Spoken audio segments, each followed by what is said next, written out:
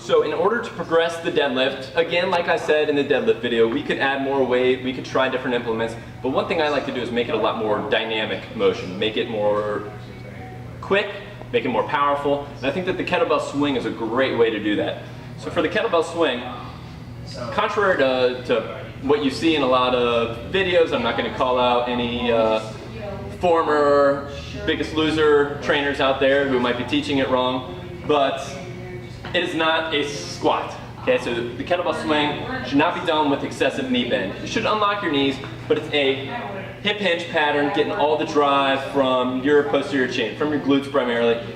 It's supposed to mimic the same pattern that you would do if you were going to jump up on something. Notice if I were going to jump real high, that is the motion that I would go to. That's a kettlebell swing.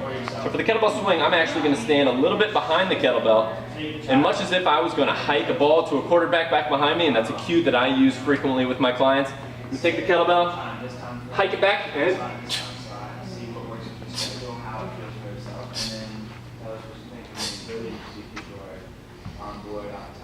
notice as well, when I went to set it back down, I didn't just let it plop back down. I pulled it into me safely and then let it down as if, more or less, I was deadlifting.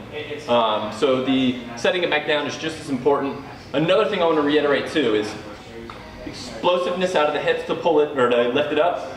You also want to actively pull it back to the starting position. So we don't want it to get out there and then just lackadaisically get it back to the back position. We want both the upward and the downward portion of that movement to be very controlled but very explosive at the same time. So that's the kettlebell swing.